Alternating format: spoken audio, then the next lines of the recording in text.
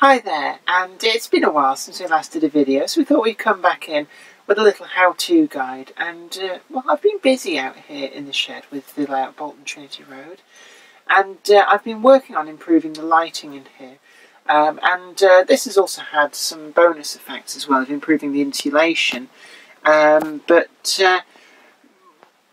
of all, we've got a much better downlight here, which really helps set off the model and makes things a lot brighter in here.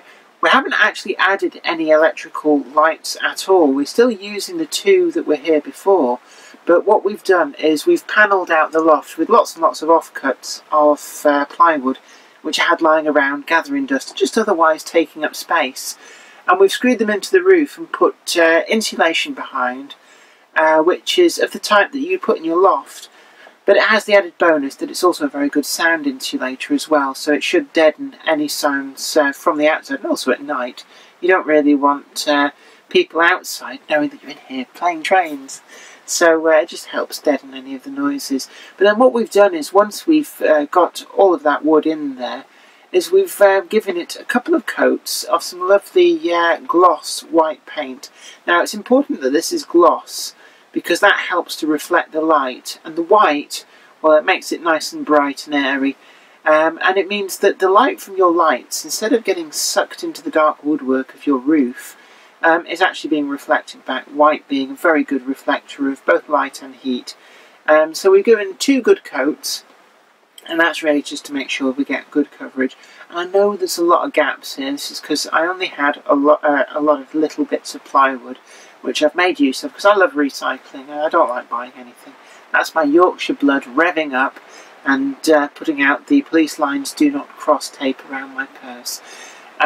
So in time I'll probably fill in some of the other gaps and paint them, but for now we can really see the improvement. The lighting levels on the layout itself are a lot better, and moreover, because the way we've got the bulbs angled, we're not getting direct spotlighting effects which would look false, but we're getting a much more diffused light, which is very much more like how natural sunlight would be.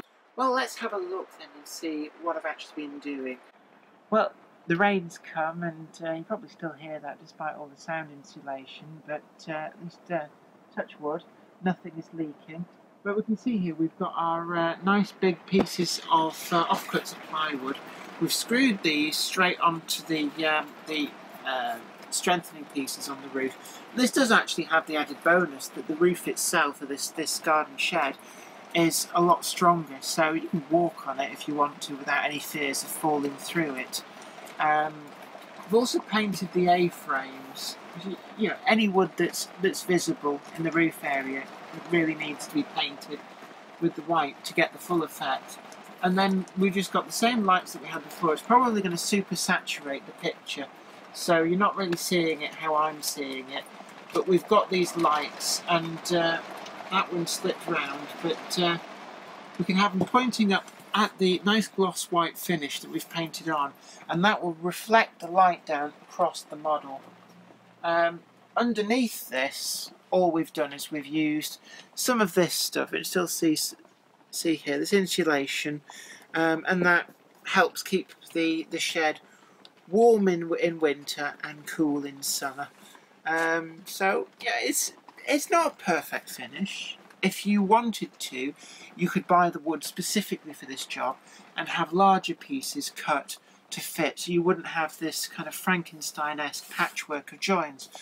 But if, like me, you don't really care too much as long as it's reasonably okay, you can use any little offcuts of plywood that you've got hanging about, get them used up, doesn't cost you anything. I even used an old tin of white paint that's been hanging around since we decorated the house. I think everybody's got a garage or a shed or something full of half-used tins of paint, and it's just, you know, it feels good to finally get to the bottom of a tin of paint, doesn't it, and go, I've got my money's worth. It's the same with the walls. I actually painted these walls blue originally, and again, this is to improve the visual appearance in here, lighten the shed up. And they were simply the leftovers of the blue paint which I had for painting back scenes, both on this model and also my Grove Street Yard portable exhibition layout. So again, using that paint up for good effect, because it wasn't really going to get used anywhere else. Anyway, that's really everything that you need to know about this. It's a good, simple way of improving the light levels in any railway room and making things a lot neater. If you're in a house, you could just paint the walls, paint the ceiling a nice white look, and it really brightens things up. But anyway, don't forget to share this video, like it too, and look back through the whole series. We've got loads, more than 100 videos now, of all sorts of good stuff. You know you want to. Oh yes, you do. Anyway,